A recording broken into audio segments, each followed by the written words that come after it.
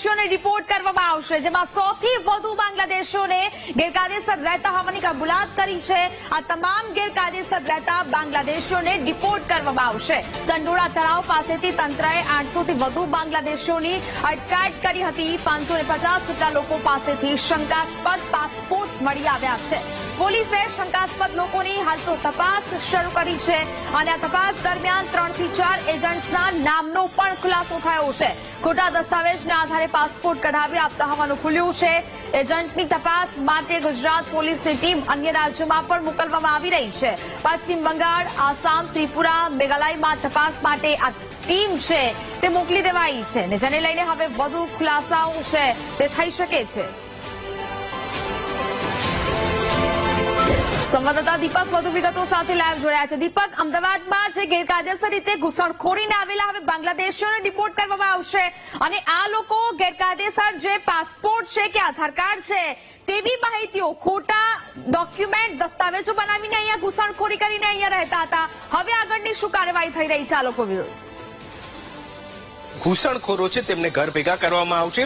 ગૃહ વિભાગની સૌથી મોટી કાર્યવાહી કરવામાં આવી હતી કે પહેલગામનો જે આતંકવાદી હુમલો થયો ત્યારબાદ એક સર્જિકલ સ્ટ્રાઇક જે છે તે કરવામાં આવી। મધરાત્રે જે સૌથી વધારે બાંગ્લાદેશી રહે છે તેવો વિસ્તાર અમદાવાદનો ચંડોળા તળાવ અને ત્યાં જઈને લગભગ 800થી પણ વધારે જેટલા જે શંકાસ્પદ લોકો હતા તેમની અટકાયત કરવામાં આવી, તેમના ડોક્યુમેન્ટ વેરિફિકેશન કરવામાં આવે, જેમાંથી 100થી પણ વધારે જેટલા લોકો બાંગ્લાદેશીઓ હોવાનું સામે આવ્યું। તેમના ડોક્યુમેન્ટેશન વેરિફિકેશન કરતા જે તમામ ડોક્યુમેન્ટ બનાવવામાં આવ્યા હતા, પાન કાર્ડ, આધાર કાર્ડ સહિત પાસપોર્ટ, તે તમામ નકલી હોવાનું સાબિત થયું હતું। એટલે કે તેમના દ્વારા ડુપ્લિકેટ એજન્ટો મારફતે થઈને આ ડોક્યુમેન્ટ બનાવી દેવામાં આવ્યા અને ઘૂસણખોરી કર્યા બાદ તેઓ ભારતીય છે, તેઓ નાગરિકતા ધરાવે છે તેવી બાબત બતાવી અને તેઓ અહીં છેલ્લા ઘણા વર્ષોથી રહેતા હતા। પરંતુ અમદાવાદ ક્રાઇમ બ્રાન્ચ દ્વારા જે સર્ચ ઓપરેશન કરવામાં આવ્યું જેમાં 800થી પણ વધારે જેટલા લોકોની અટકાયત કરવામાં આવી હતી, જેમાં 104 લોકો કે જેઓ ઘૂસણખોરો છે, જેઓ બાંગ્લાદેશી છે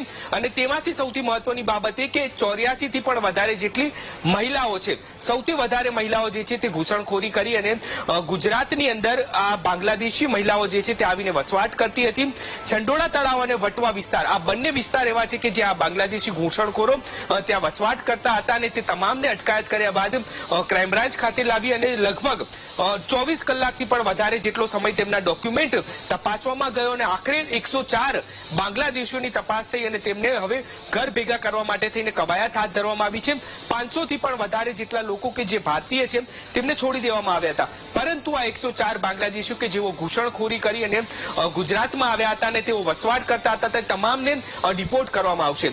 રાજ્ય સરકાર જે છે તે કેન્દ્ર સરકારને આ તમામ બાબતોનું રિપોર્ટ સોંપશે અને ત્યારબાદ કઈ રીતે ડિપોર્ટ કરવા, તેમને કઈ રીતે ઘરે પરત મોકલવા, તે તમામ બાબતોને લઈને કેન્દ્ર સરકારની ગાઈડલાઈન મુજબ આ તમામ જે ઘૂસણખોરો છે તેમને બાંગ્લાદેશ ભેગા કરવામાં આવશે। સૌથી મહત્વની બાબત કે એજન્ટો મારફતે આ તમામ ઘૂસણખોરો જે છે તે તેમના દસ્તાવેજો બનાવતા હતા, તેમના જે ડોક્યુમેન્ટ છે તે બનાવતા હતા, તે કઈ રીતે બનાવતા હતા, આ એજન્ટો કોણ છે કે જે ઘૂસણખોરોને સપોર્ટ કરી રહ્યા છે અને તમામ જે ડોક્યુમેન્ટ છે, પાન કાર્ડ, આધાર કાર્ડ સહિતના તે બનાવે છે અને આખું રેકેટ ચલાવે છે, તેમને લઈને પણ ક્રાઇમ બ્રાન્ચ જે છે તે તપાસ કરી રહી છે। એટલે કે હવે ઘૂસણખોરો જે ઘૂસ્યા હતા તેમને ઘર ભેગા કરવામાં આવશે। નેહા, બિલકુલ દીપક, વિગતો સાથે જોડાયા તે બદલ આપનો આભાર।